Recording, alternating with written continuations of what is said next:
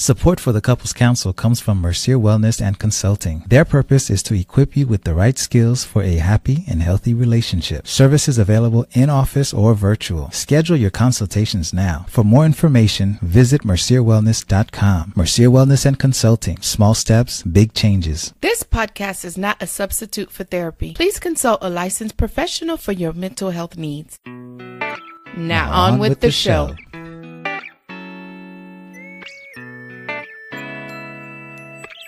Hello and welcome to yet another episode of the Couples Council. I'm your host, Dr. Jameson Mercier, the Love Mender. And as always, alongside me is my beautiful wife, Herdyne Mercier. Hey, babe. Hey, how you doing? I'm amazing. I'm super excited about today's interview. Now, like me, I always say this one's great, and you always say how super excited you are. Now, why? I think this one it shows so much about being a team and college love. You know, I love everything about love. So Dr. Barry, Pierre, he really knew that she was going to be his wife. So like all of that stuff coming together. So you're jumping into the interview even before we get started. I told you I was excited. Okay. All right. No spoilers yet. Yeah. Like, I don't know where that is in the interview, but y'all got to listen to the whole interview. Okay. But it is an awesome story of Dr. Barry and his wife, Maria. Mm-hmm. Just another couple who fits what we try to do here at the Couples Council. We're not even going to tease you. We're just going to turn it over to the interview we recorded with them, and you can see how they were able to come together to tackle a really difficult situation in their marriage. Dr. Barry Pierre, otherwise known as Dr. Barry, is a board-certified internal medicine physician. He is the founder of Pierre Medical Consulting, Inc., where the goal is health promotion, education, and bridging the technological knowledge gap. He is also residency program director and director of medical education. He hosts a weekly podcast called Lunch and Learn with Dr. Barry and is a best-selling author and national speaker. Through his blogs, vlogs, and podcasts, he teaches the art of empowerment for patients all across the world.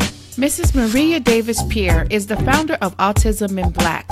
She is a licensed mental health counselor, coach, speaker, and advocate. After going through the process of getting her daughter diagnosed at 18 months, Maria changed her specialization and began working heavily in the autism community. In January of 2018, Maria launched her second private practice, Autism in Black, which aims to provide support to Black parents who have a child on the spectrum through her educational and advocacy services. Autism in Black is dedicated to bringing awareness and acceptance to the autism spectrum disorder and reducing the stigma associated with ASD in the Black community. Maria is a graduate from Florida State University with a Bachelor's of Science in Sociology and went on to obtain a Master's of Science in Mental Health Counseling from Nova Southeastern University. Welcome to the Couples Council, the Pierre family. Welcome to the Couples Council. We're so excited to have you all as guests and just share your story. Every story or every love story has its own angle, own experience, but you always have someone that you will possibly able to relate to your story. And so having you as a guest on our show, we want to highlight your love story and how we can benefit our listeners through your experiences. Yeah. So tell us about a little bit about you guys. How you met? What do you guys do? How long you been married? How many kids do you have? You still like each other? Depending on the day. Oh, we know. We were both in school at Florida State University in Tallahassee, Florida. We actually had a class together, and this was around, I believe, homecoming time. And for those who are familiar with family homecoming, it's a pretty big event in Tallahassee. And I saw her and a group of her friends, and she saw a group of my friends as well. And I was like, you know what? like, I think this could be the one, right? Wow. But you got to play it smooth, right? So I did the whole, let me get a number, let me wait 48 hours before I call her. Thing. But trust me, I was right when that 48-hour mark hit, I was like, oh, let me call her. So she should be ready to receive my phone call now. Nice. And so, but what year was this? 2005. This is 5, yeah, 05. Mm-hmm. Okay. 2005. Yeah. Wow. Now 13 years ago. Mm-hmm. Okay. So we went on our first date, which was a haunted house. Haunted house that was again around the time during homecoming, and we've pretty much been inseparable since. How long did you guys date? We started dating that at the end of that October. Then he proposed that February of 2006, but we didn't get married until March of 2008. So 10 years. We've been married 10 years. So October, November, December, January. Oh, when I knew, when something's right. There was really no. Why wait? Yeah, what was I waiting for? I had already did the 48-hour thing. Right? Wow. Okay. I like you, man. I like you. Oh my God, that was really good. Wow. Oh, he knew. I knew. I was I was a senior at Florida State, and I was getting ready to make life-changing decisions on where I was going to be going to medical school. And I realized anytime I thought of a decision, she was right there. So I couldn't even really make a decision unless I knew like this side over here was solidified. So I said there was no point to no games to be played, really. Yeah. Okay. And he was actually a year ahead of me at Florida State. So when he graduated, he was already got accepted into Howard Medical School, but I still had a year left at Florida State. So he actually declined his acceptance to Howard University and got another bachelor's with me at Florida State. Wow. Good Lord have mercy. I got chills. So let me carry to my pre-meds out there, please. When I look back at it, was that the best decision? Probably not, but when you're in love, you do some things. You do some things for love. Wow. Yeah. Now, Maria, how did that make you feel? Like he could be potentially passing off on med school for a period of time to say, I believe in this love so much. Let me just go and get ahead and go and get me the bachelor's degree. Yeah, I was, I assured him that if he was to go to Howard, that, we would just be in a long distance relationship and it would be fine. But I knew, because he's brilliant, that he wasn't going to have any struggle getting into any other medical school as well.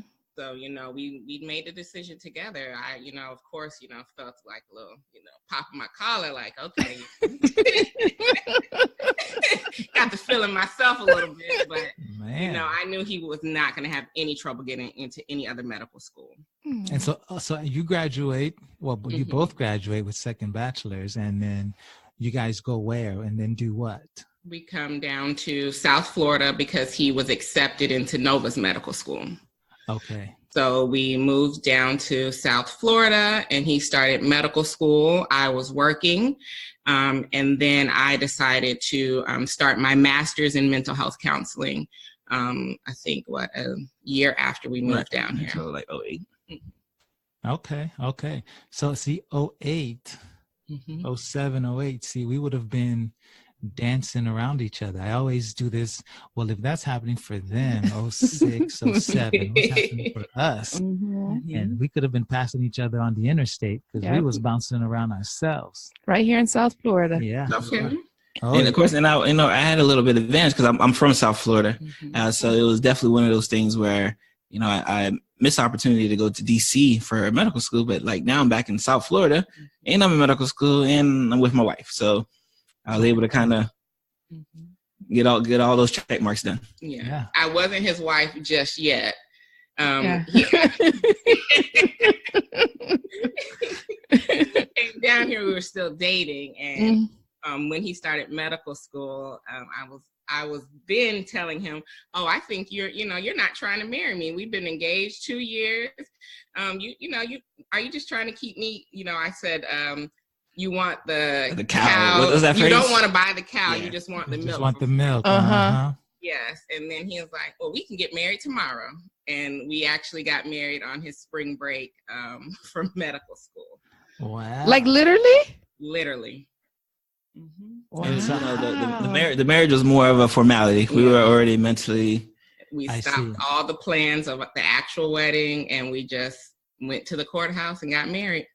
How soon after that conversation was the marriage, the wedding? It was, he picked the date and said, I'm off for this week for spring break, and that's when we're going to do it. So it was not even a month. Even a month.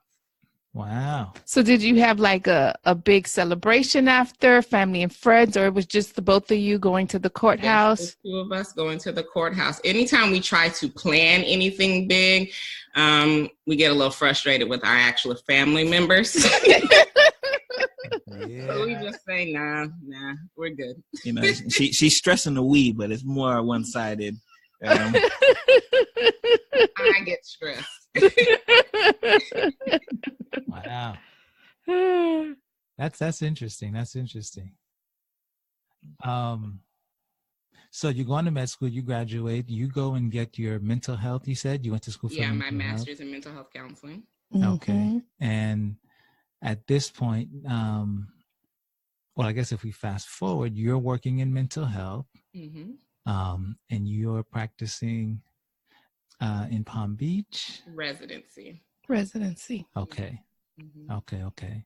And is married life more or less still being governed by school, academic pursuits?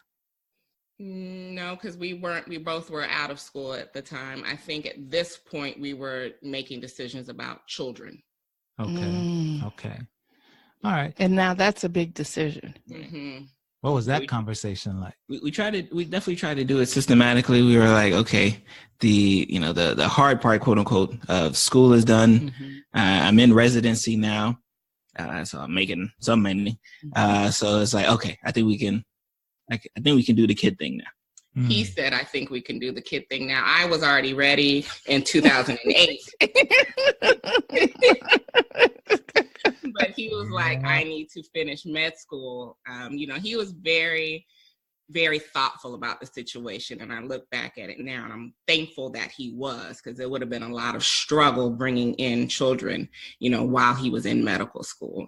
So I am thankful that he actually was like, pulled the brakes on that. I was like, no, we need to wait. Okay. Yeah, having the hindsight of just being able to see the commitment of being in medical school, doing your thing, like it's hours. I think how many hours they do during a week? It's like 70 hours or 70, 80 strong easily. And that's just kind of the required work, and you still gotta study after. So, and I just knew myself. I was so very one track minded. I was like, all right, I just got to finish med school that I already knew. Like I'd be setting myself up for failure. Mm-hmm. Especially if you wanted to be an active father. Maria, you would have felt like a single mom. Yeah, it happened before, but you didn't really, you know what you want, and at the end, that's what you want. Yeah, so I was like, and then there was a lot of pressure, from outside family members, friends. I remember one of my clients was like, Miss, can you not have kids? Because we had been married, and he was like, you're supposed to have a kid after you get married. And, by that time we've already been married like 1 or 2 years. I'm like, I think I'm okay. But that client planted a seed that even had you question yourself and your ability. Yeah, and it's like, oh, wow, so it was a lot of pressure. And even though, my family was like, you're getting older, and, I was just in my early 20s. I'm like, God, there's a lot of pressure, so then I was telling him, we got to have these kids. and it's so weird, especially, in my medical school years, which I tell people I lost my 20s because essentially I was in school and residency throughout that whole time. And then, you see friends and family who, you know, their life already started after 18, right? So, you know, they've gotten their job, you know, they're on Facebook, they're posting baby pictures, they're posting vacation, and I'm posting, hey, I'm going to class again. Yeah. So you get that life pause that happens during a, you know, time that's pretty prime for having kids and weddings and all that things, where, you know, it definitely is a difficult decision, and I have to push it. But you know, hopefully we made the best decision at the time. Yeah. You know, I'm thinking about the time and the commitment that you had to put in for medical school. And my thing is, what did you all do to preserve your love and making sure that that was solid?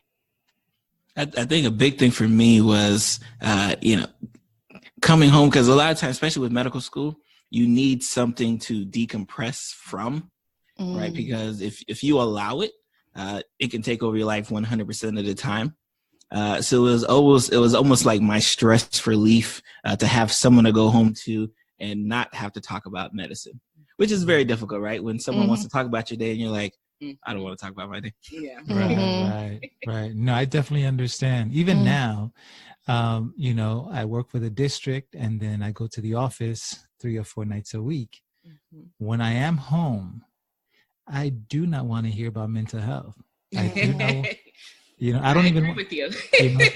Everyone is talking about This Is Us and this show. I said, no, I just had that in my office. I don't want to now subject myself to that. You know, so I can understand having a different, something different to focus on, or somebody different, you know? So with the bio you sent us, ultimately, eventually you guys became parents, right? 2012, we had our daughter, Malia, our first child. We made the decision prior to having children and going through the process that because his schedule as a physician is hectic, that I would always be the one to have the flexible schedule. So we made that decision as a team unit, that he's going to always, you know, be the leader in regards to finances and making the money and doing that.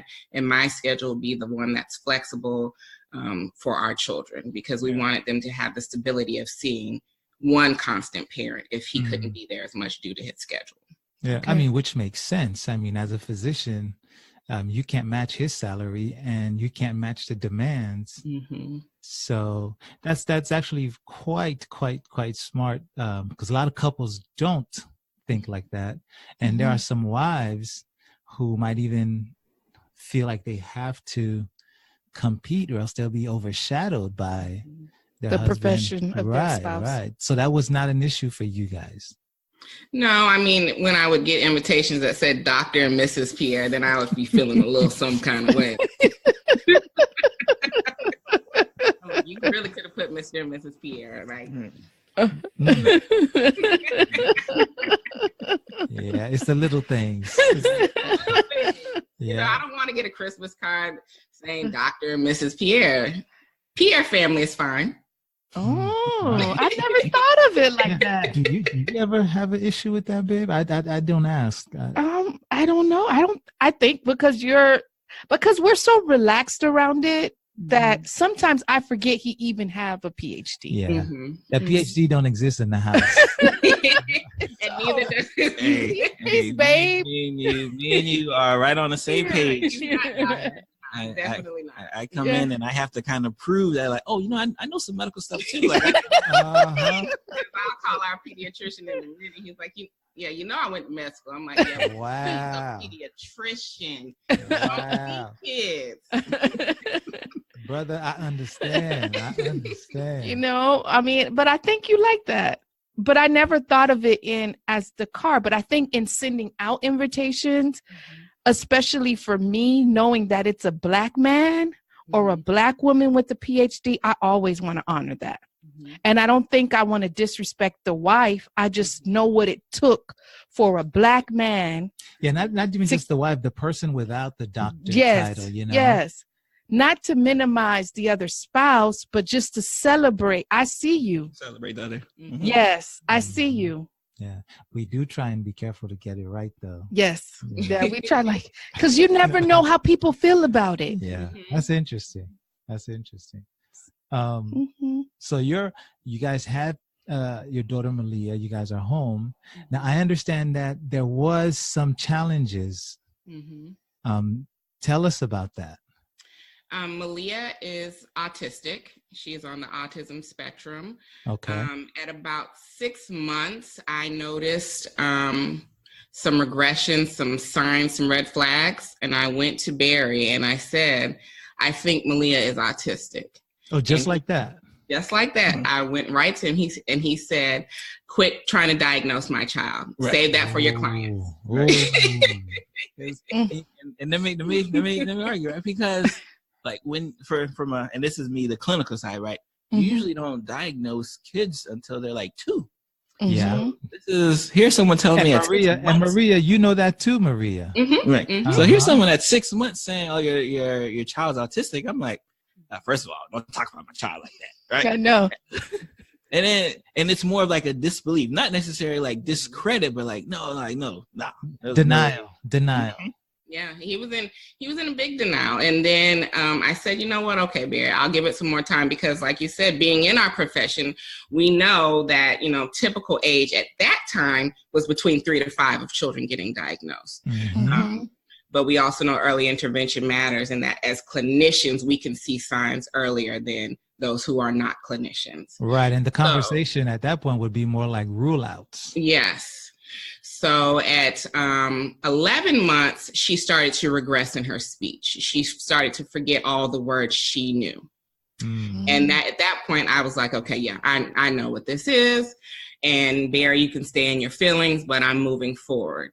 And he was basically like, well, do what you got to do, but I don't believe it type of thing. Okay. So I went to our pediatrician, spoke to her. She also was agreeing with Barry. And I told her, look, I just need to know who can give me the diagnosis. And if that's not you, give me who it is. And I'm going to go talk to them. And then we met with, I'm sure you're familiar with Early Steps. We went and had her evaluated with them. And they confirmed what I said. They're like, yes, we do believe she is autistic, but because she's not 3, we don't want to give her the diagnosis. So at this time, she's just 1. They said, go to a neurologist and he will give her the diagnosis. And we went to a child neurologist. He did all the rule outs, all the testing, DNA testing, brain scans. And he also said, yes, she is autistic.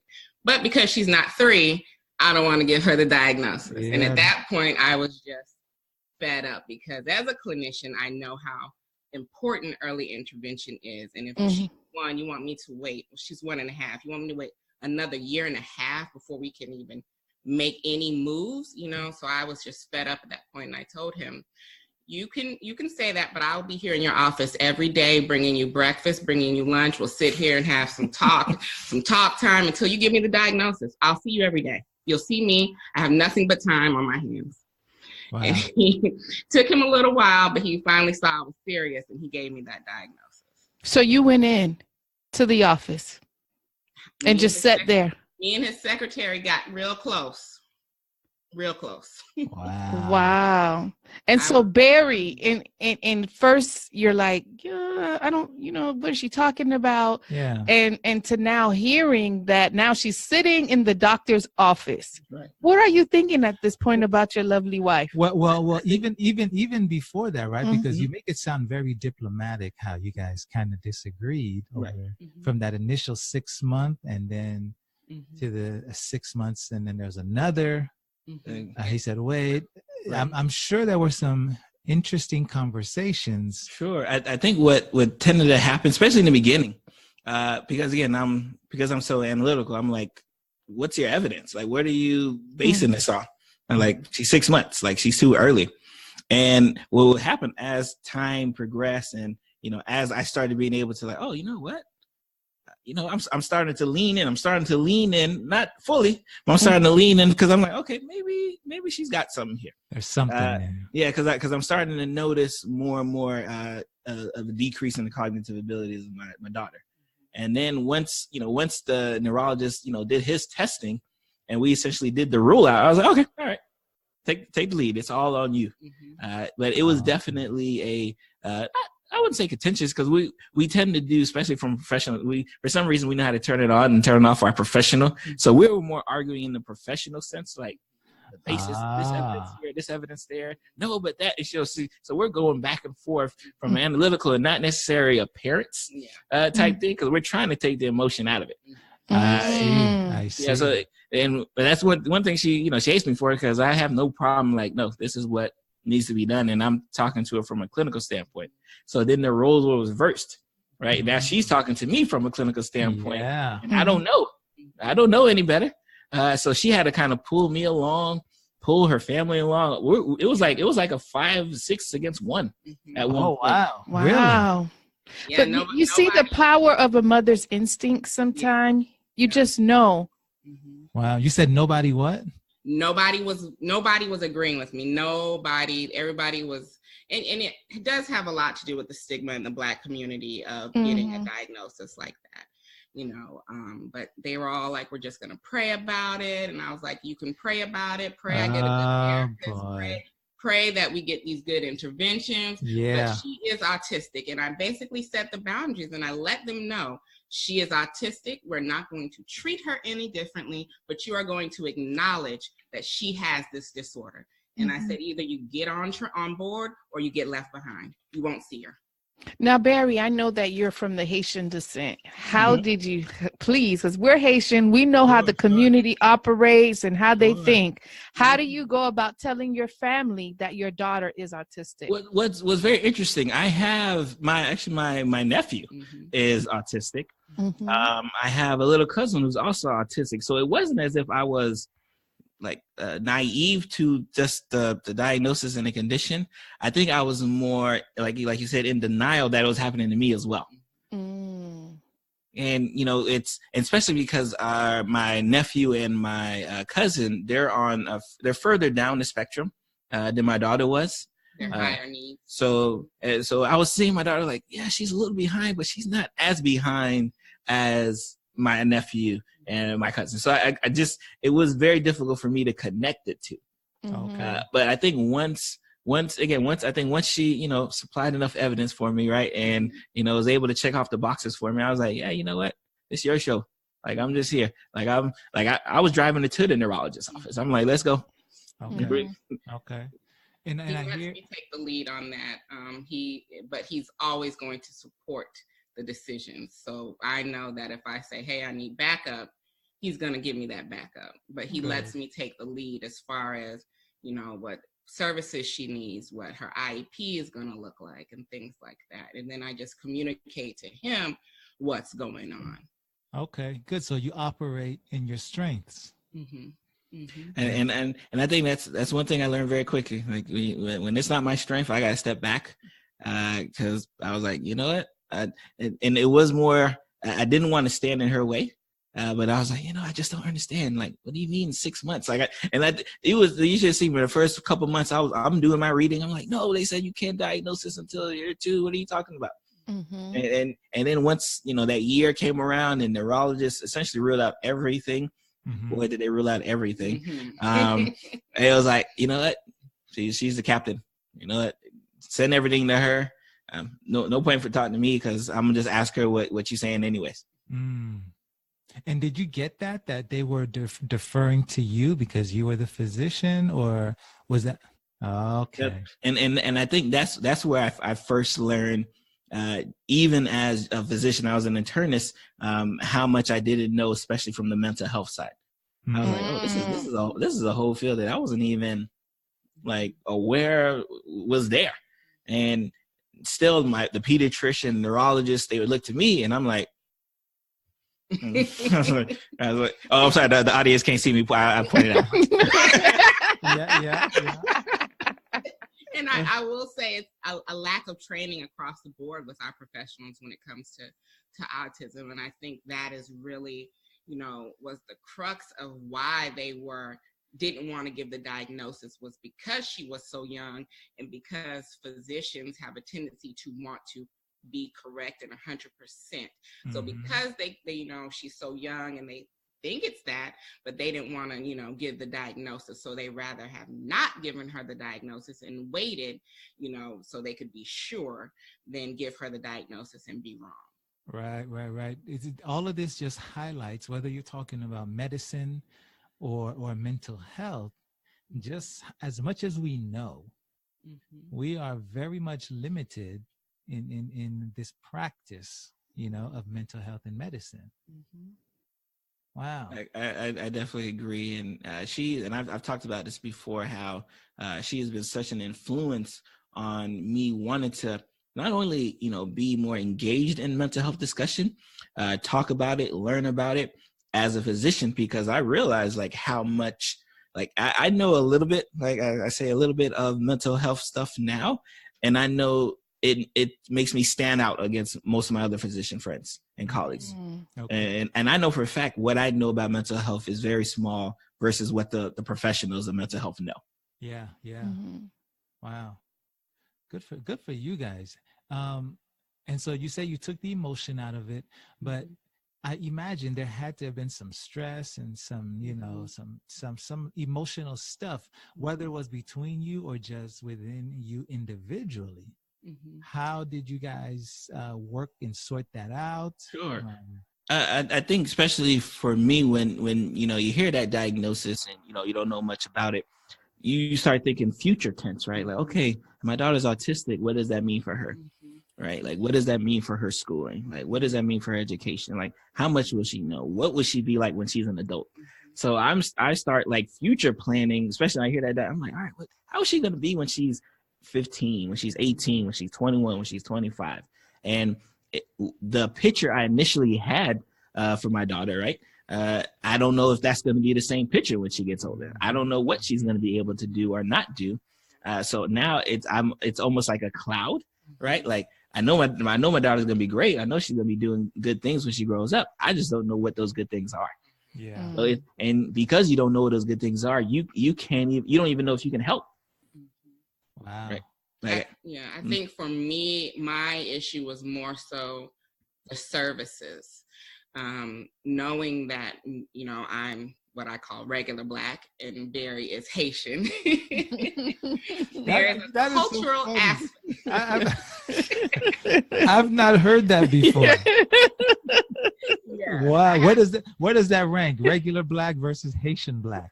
Because, he's Caribbean, and people automatically think that I'm Caribbean, Haitian, Jamaican. So I have to tell them, no, I'm just regular Black. Wow. Regular Black. I like you guys.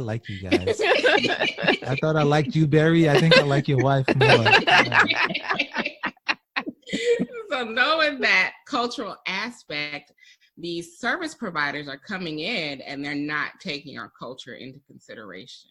Yes, we're professionals and we know, what's going on, but we're parents in that time. We're not in our professional role.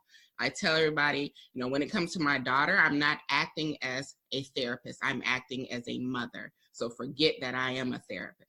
So, they're coming in here and they don't look like us. They're not Black.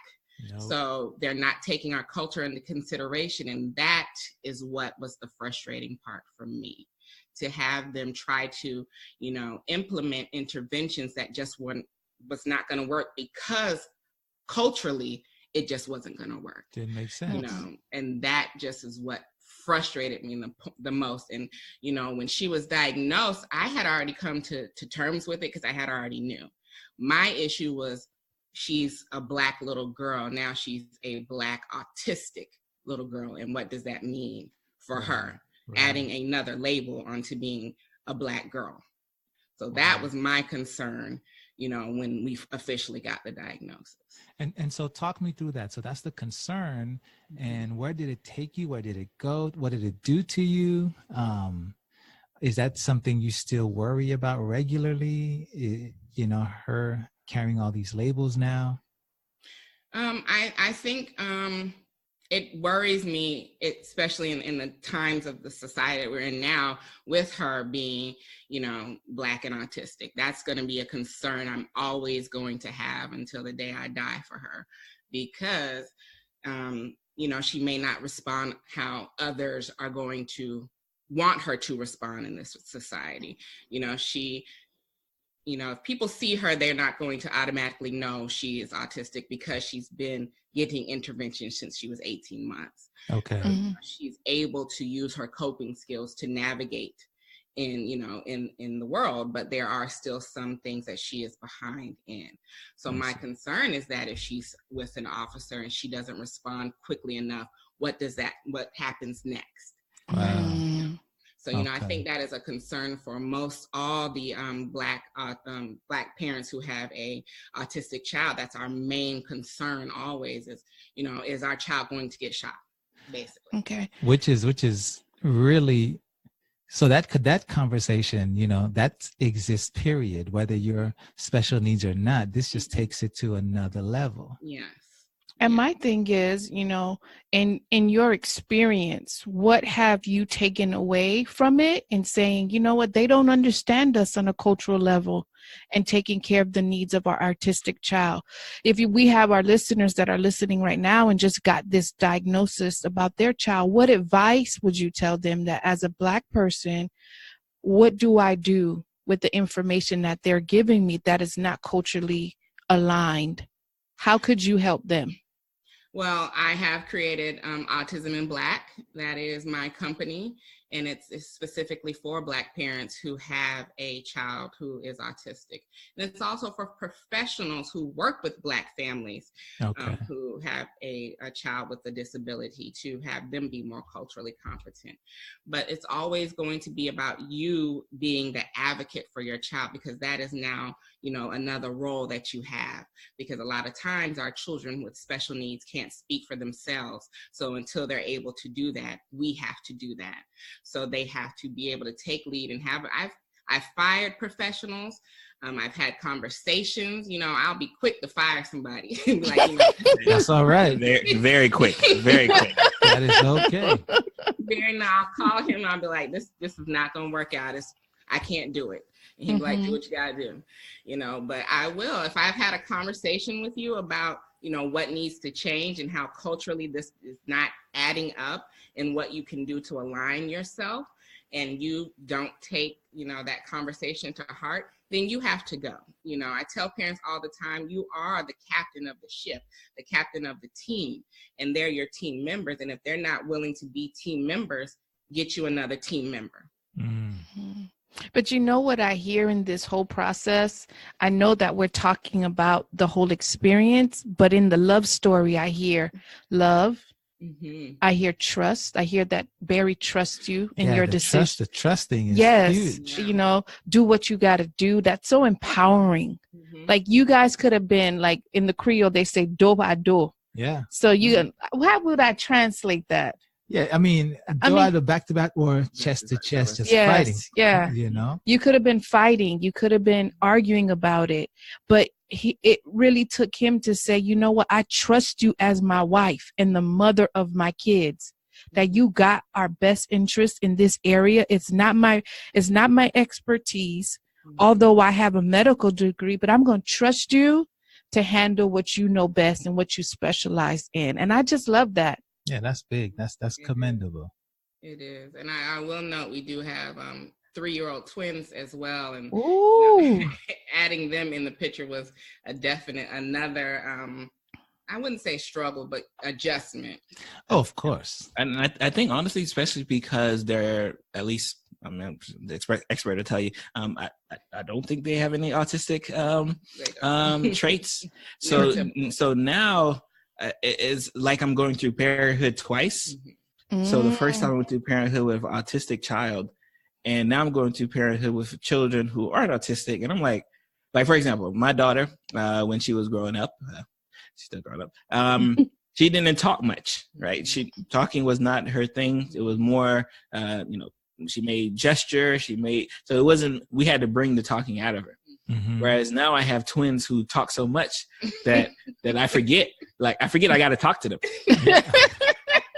Because my oldest daughter, Malia, we could go, day, we can go just hours of just not speaking to each other and just kind of doing our thing, moving around each other, and we're still kind of communicating her way. Mhm. Whereas now I go to change my daughter and she's talking a mile a minute. And I'm like, oh my God, okay, all right, quiet, please.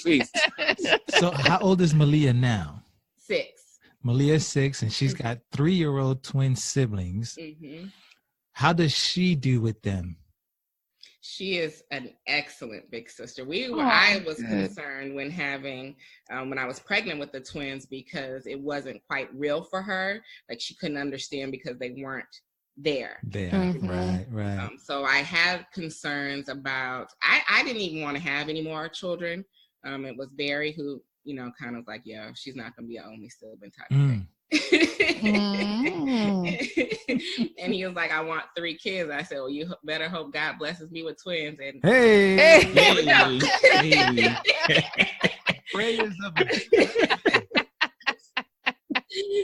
so I had major concerns of how she was going to interact. But once they got here and she got over the initial these kids are staying here type of deal.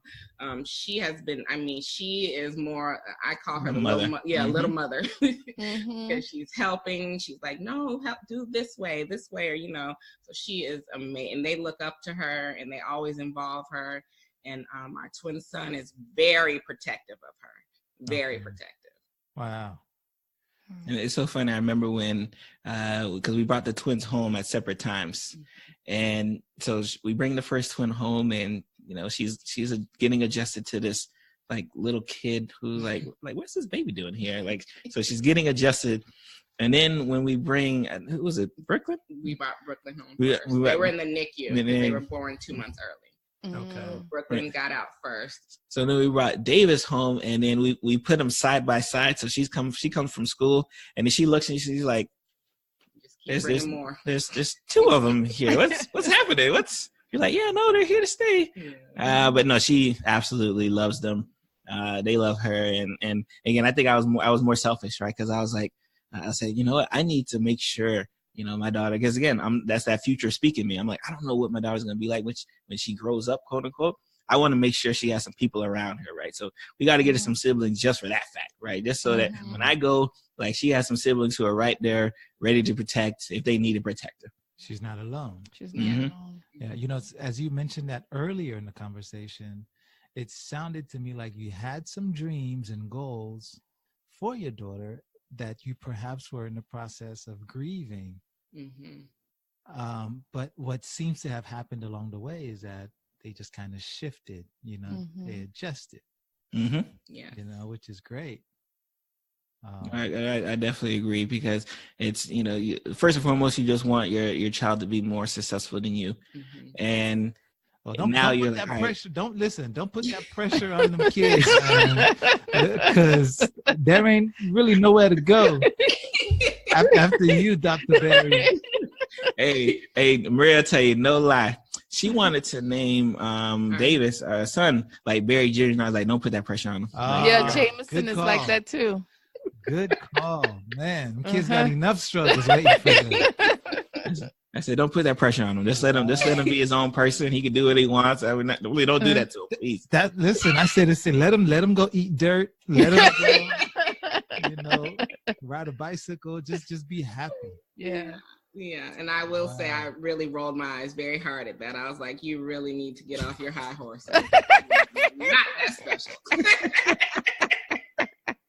And I understand, Marie, because we just see them as babe. I'm like, sir, stop it. But he was adamant about that, so he did not get the Barry Jr. Right. Couldn't do it. I said, no, don't do it to him. And being in South Florida and having a child that is autistic, and then now you have twins, what does support look like for you all? And date nights and getting out, because I think it's very important, because sometimes if you have an ill child or a special needs, sometimes you kind of neglect the love that you all have. We hear from couples. So what would you recommend to a couple that's listening now to make sure that this is being, fertilized and, nurtured in a positive way? I think we definitely have the benefit, because I'm from South Florida. My mom is like literally down the street. from our house. Yeah. Y'all really BFFs because my mom is, Jay's is literally, mom is literally down the street. Yeah, right. Literally. She's less than 5 minutes. Yeah, less than 5 minutes away. And so we've always had that escape hatch, so to speak, to be able to kind of, slip out the back door, especially with the twins. Guys. And but I think you definitely have to be very intentional with it. And this is just, me as the medicine side, where I can be very busy and, can if I wanted to, I could have it consumed, and where I just medicine, kids, go to sleep. Medicine, kids, go to sleep. Yeah. So you almost have to we have to kind of schedule things like not kind of, we literally have to put it in the calendar. I'm like, oh. We have our calendar synced. So we have everything in there and labeled. I will say he's more intentional about us actually not including the kids, because I always want to include our kids in everything. He's like, you can leave these kids. Like, he will make his mom come over and not tell me, and he's like, we're going. And I'm like, no, we got to bring them. He's like, the kids are fine. They're fine. So he's more intentional about us getting outside of the home, away from the kids. And I'm more intentional about making date night inside the home while they're sleeping. So we both. What? But thank God you have Barry to balance y'all out, because in the end, Barry needs you too, and he needs to, have all the things of why he married you, and so it's always crucial that you spend some time away from the house. Y'all was together before them kids. Yeah. Yeah, I will say we're good partners. We definitely play off of each other's strengths and weaknesses, and I think that's why we're able to balance, our marriage. Like, we are very joking. We play the dozens all the time. Like, people will look at us and be like, something's wrong with you guys. What's wrong with your marriage? But we just like to have fun. We're very, very, we don't take ourselves too seriously. For people who do not know what the dozens are, enlighten us, please. Yeah. So, when you're, growing up, when you're essentially just making fun of each other, and nose holds bar, everything goes. Like, we crack jokes left and right, cracking jokes on family, on ourselves, because it has to lighten the load, because especially because we're what we're like with. Put your age out. I'm 34. I'm 34. You're not 35. I'm 35. See, I'm getting old, right? I'm getting old. So I'm 35 years old, and and my regular job is stressful enough. Yeah. Right. Like, I work in a hospital where I could say good morning to a person and have to pronounce them that afternoon. Right. Like, that's literally what I can wake up to. Wow. So I'm not trying to come home and still be serious. Like, I can't do it. I hear you, man. And I swear God is funny, because he definitely put me in a profession that, like, he knows I shouldn't be in a profession where I got to be serious 100% of the time, because he knows that's just not me. But I do know how to turn it on, so I do know how to keep it serious 100. And when it's time for jokes, we joking from the second I get out the building. Good for you guys. And it's always great to have a safe haven to come home to. From the beginning, she has provided you that. And that's the power of being a wife and knowing your position. Like, he can come home and you could make it hell. Or just by your attitude, or he can come home and you make it a place where he's like, yes, I need to get there, and I need to get there fast. Good. Listen, guys, the time has just run away with us. Before we let you go, we want you to fill in the blank. We're going to ask you one question, right? One fill in the blank question, and you fill it in. Marriage is an adventure. I would,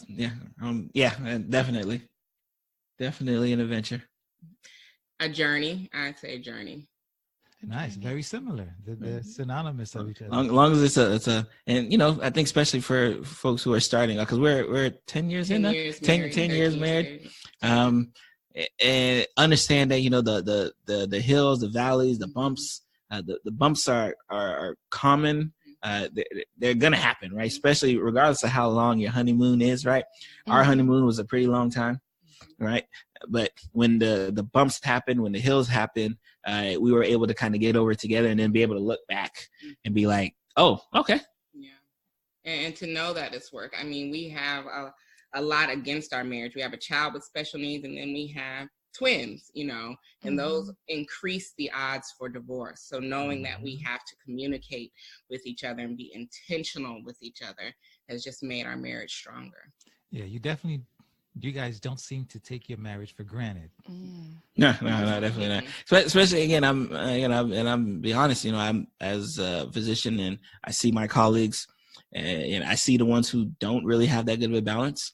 Yeah. I see the ones who go through divorce. And I see the ones who go physicians.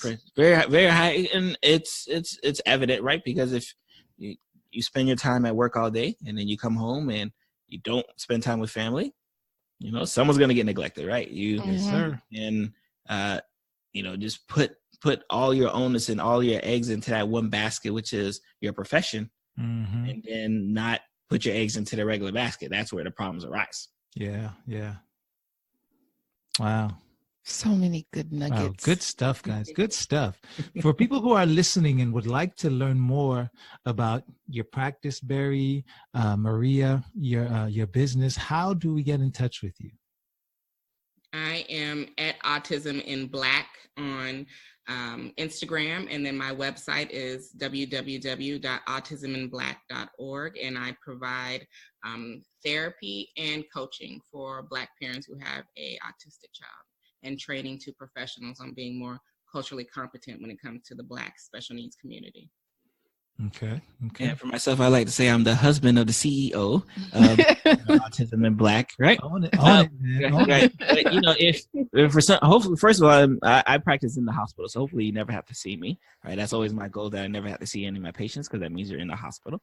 But from a social media standpoint, I'm at Dr. Barry Pierre, all one word. I'm on Twitter, Instagram, Facebook. I have a podcast, a weekly podcast as well, Lunch and Learn with Dr. Barry. It's a podcast for patient advocacy, patient empowerment, education. We come out weekly, so Lunch and Learn with Dr. Barry if you want to catch me there as well. Okay. Yeah, you know what? We'll link to the podcast and the website and all of the social media handles. And I'm sure I say it about everybody we talk to, but I feel like y'all for sure, we're going to link up. Yes. It's actually in our state, in our city. Literally, we got to link up. Yeah, we got to break away for a date night. That's Yeah, Not in the house, Maria.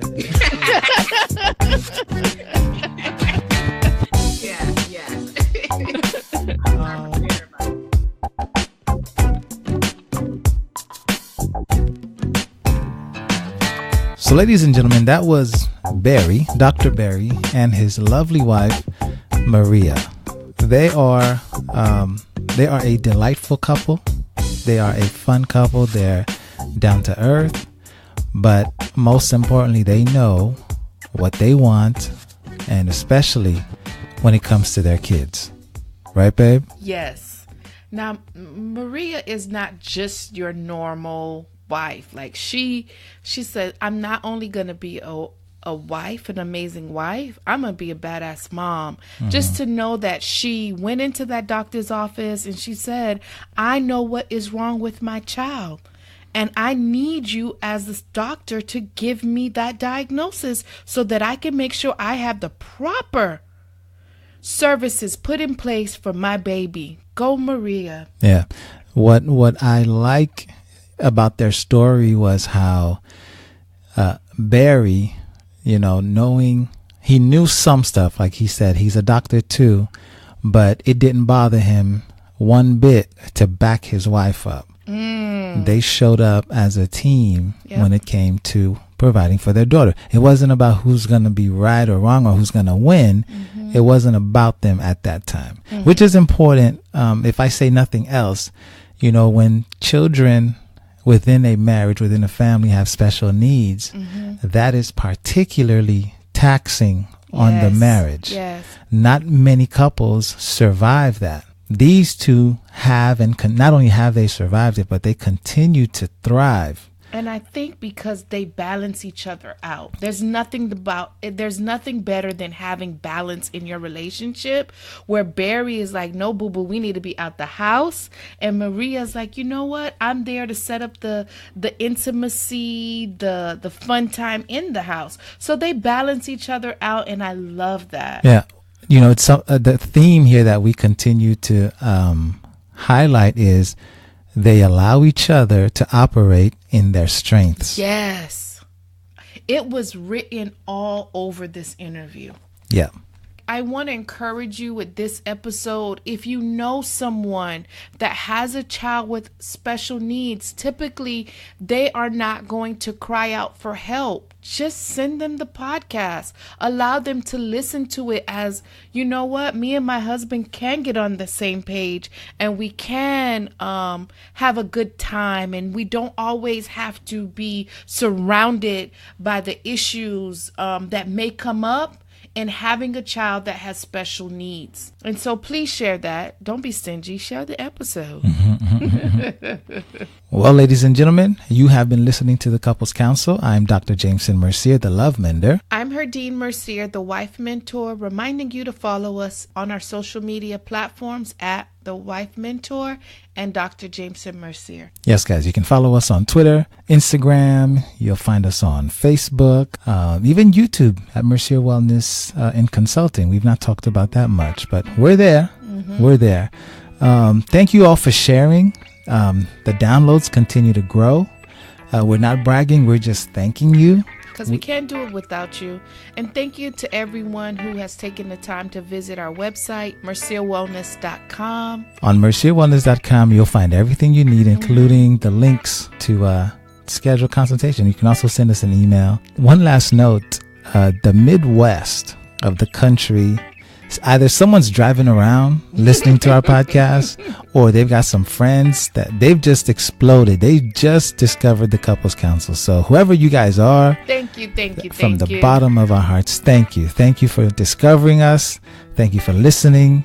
And thank you for sharing. Now, don't just stop there, but also leave a comment and leave a review. And subscribe. Well, that's our show, folks. Thank you for listening, and we look forward to having you next time on the next episode of the Couples Council. Bye now. Hey everybody, thank you for listening to our mom and dad. If you like them as much as we do, then click subscribe and leave a comment. But now they have to go because it's family time. So go practice what you heard, and we'll catch you on the next episode.